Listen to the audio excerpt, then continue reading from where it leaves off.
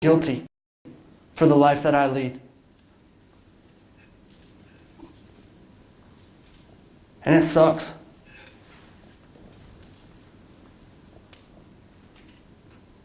Because I should have been the one that died.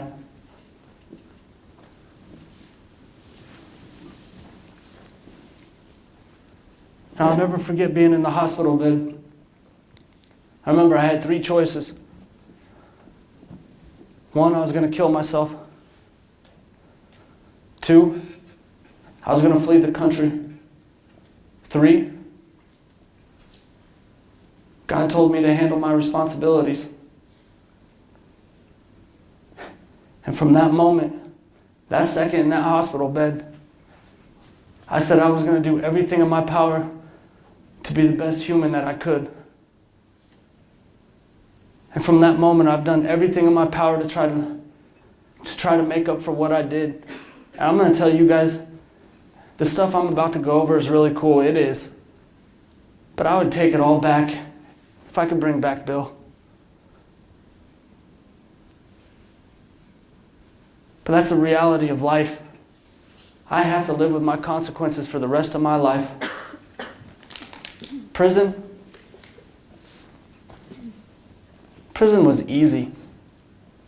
It sucked, but it was easy. I did 3 years away from my family and friends, locked in cells 23 hours a day with people you don't know who are pacing back and forth like this.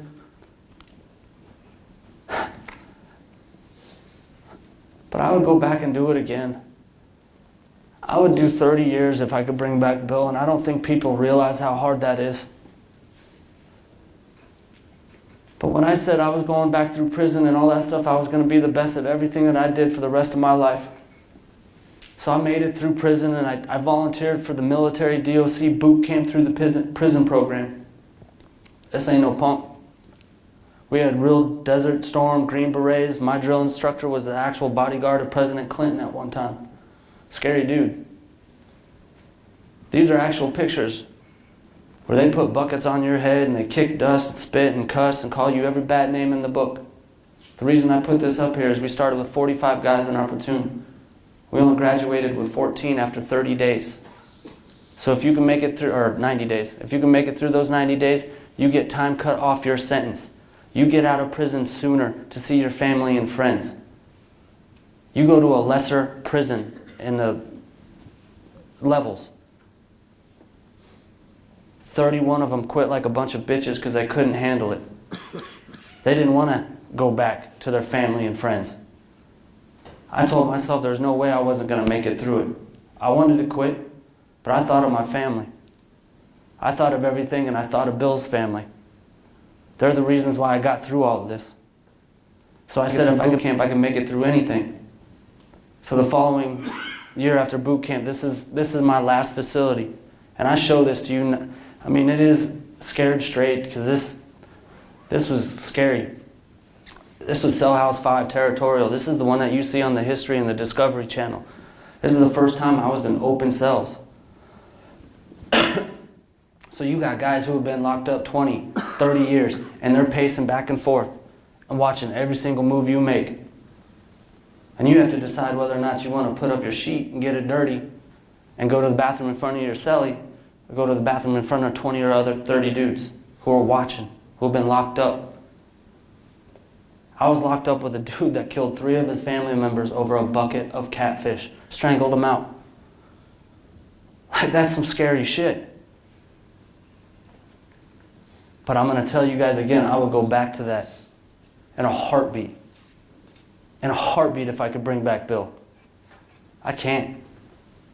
That's a lifelong sentence that nobody will ever understand. But this is my favorite word. Desire. Like, I could have gave up and quit, right? I have this word, like, when you get out of prison, you get that, they call it the penitentiary glow. So I'm telling you, I got out of the pen, and I felt like the Hulk. Like, I was like, there is no person in this world that is going to stop me from doing what I want to do. So if you have the desire, I'm telling you, you can accomplish anything you want. I'm about to show you that no matter what obstacles and consequences you face right now, the moment you leave, you have the ability to make a new life for yourself. Today. The moment you step out here, you can be whoever you want. And I'm going to show you how I did it. Because while I was in prison, I said I was going to go back and get my college degrees, and I did. I went back and played college basketball. That's why I played college hoops at 28, 29, and 30. Not because I sucked. Because it was the only school in the country that would take me because I couldn't travel. I was an inmate of Colorado. An inmate of Colorado. Not on probation, not on parole, an inmate. I don't have any leg problems or issues or calf things. That's covering up my ankle monitor. Imagine coming to a home game where you got cops with a gun, a badge, and handcuffs waiting to take me back to the joint because they thought I was lying, that I was going to play college basketball. Like, I don't know how I did this because I had DOC people telling me I'd never do it. But the cool thing about this picture, this picture is one of my favorites. I hit 2 free throws against Dickinson State. My first game back after 5 years. I hit 2 free throws with like 10 seconds left to win the game. That's so cool. Now you guys remember that room, I didn't tell you guys about my buddy. I called 17 apartment complexes before I moved to Denver, and I couldn't find a place to stay. This dude in the corner raising up his hand, that was the only dude that would give me a place to stay. So every time I give this speech, I give him props because if it wasn't for my teammate, I wouldn't be standing here today because I wouldn't have had a place to stay. That coach right there, that's the only coach in the country that would take a chance on me. So every time I give this presentation, I talk about those two because I'm indebted to them. They gave me a second chance.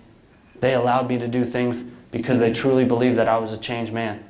Now I love those two and I will go to battle for them. But since I was watching you guys practice today, we're going to talk about the community and sports and teammates. What I'm really proud of is we went from 5-25 to 15-17 and 17-15 and went to 2 national tournaments as a player and 1 as a coach. I only played in 13 out of 33 games because I couldn't leave Denver County. I won 10 out of my 13 games, and the only team that I lost to was Metro, Colorado Christian, and UNC.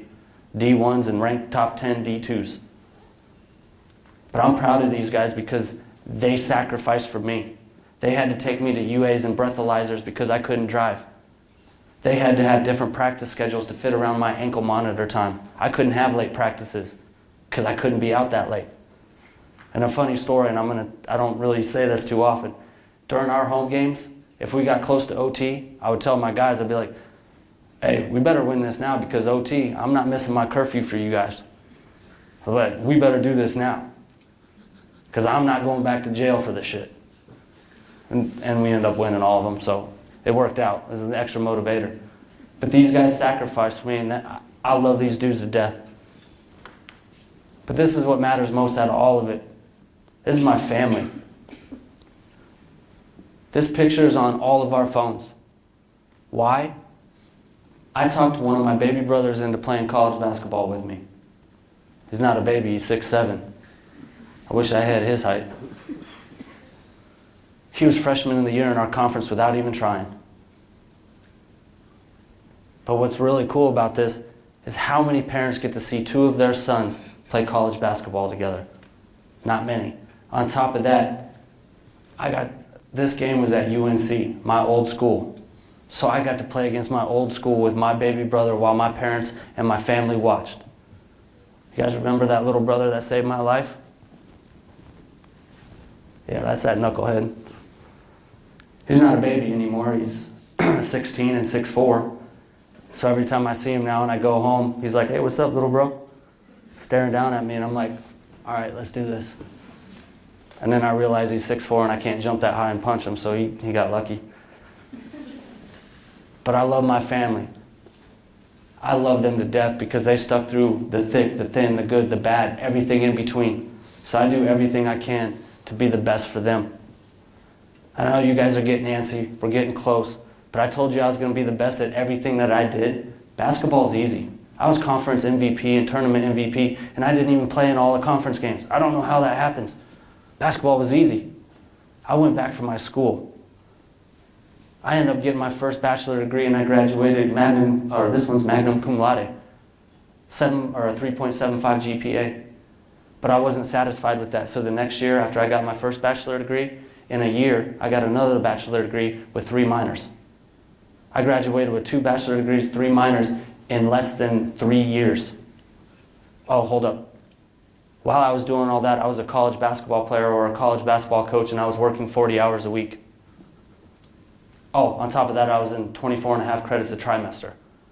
So when I hear about college students talking about they ain't got time to get shit done, that's BS.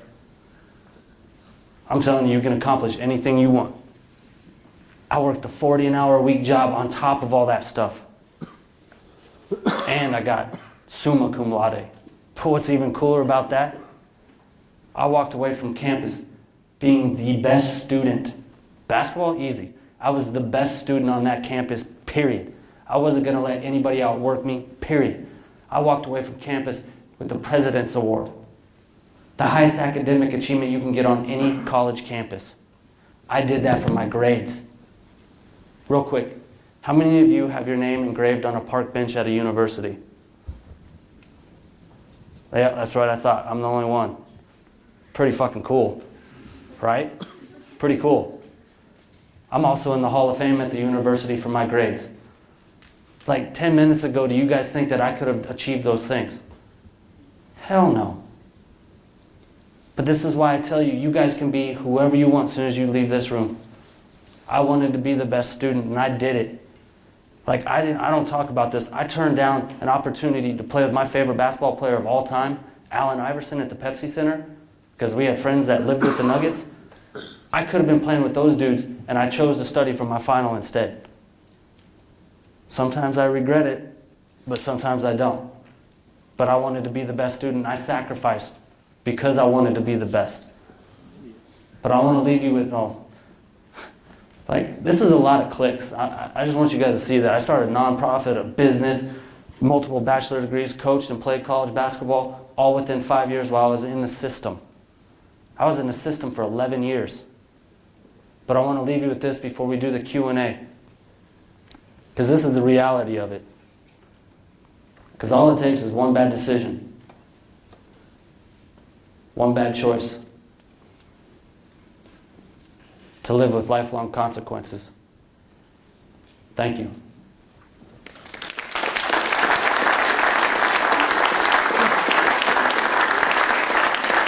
We're good on the time. So, you guys, this is up to you guys. I do this on purpose. I cut it so that we can do Q&A. Now, I'll stay here as long as you guys want. You guys can ask questions for 5 minutes, or you can ask questions for, I've had students for an hour and a half, almost 2 hours before. This is not mandatory, except for the first couple minutes, 'cause I gotta feel you guys out. So, you guys got anything? And the reason I do this here, real quick, students that we are undrafted, that's for you guys. I get emails from students all the time. If you have issues, you can come to me, and I'll tell you, I'm not a psychologist, I'm not a lawyer, I'm not a doctor, I can't prescribe you anything, but I will give you my opinion on what you can do or what might help to get through things that are rough. Because you guys as student athletes and students in general, life is not easy. All of you got stuff to deal with, and so if you guys want to come to me, I'm fine with that. And I won't tell on you guys or anything like that unless you say you're going to hurt yourself, and that's the only time I will. But I hope you guys understand that if I do that, it's only because I want you guys to be safe. So, anybody got some questions? Oh, come on. Don't be the first group that doesn't ask any. Yeah, I got a question. When you were in prison doing that boot camp thing, what kind of stuff did you have to do to make 30 people drop out of it? What gave me an advantage was all the college basketball before, so being PT'd was nothing.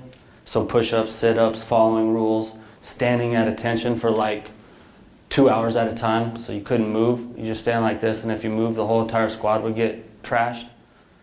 And guys that have never worked out before or ever had any routine, they'd quit because they couldn't handle it. 6 a.m. you woke out of your bunk, you're doing push-ups. I asked all the people in the military, the only thing that we didn't do that regular military does is like hand-to-hand combat training, guns and then like weapons and all that stuff. But all the PT, we did all the same stuff that all the military stuff did. That's how they broke you.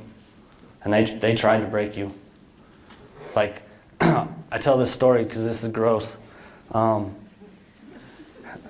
So we graduated from first phase after 30 days into second phase, so you think you're going to get a little extra freedom.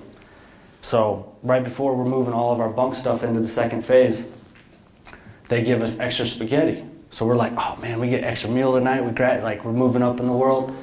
So everybody's just scarfing down this spaghetti. Well, what we didn't realize is that they were taking us to the pit after that. We had, I think, 27 of us at the time. Took 27 of us out in the middle of the mountains in Buena Vista, Colorado in October.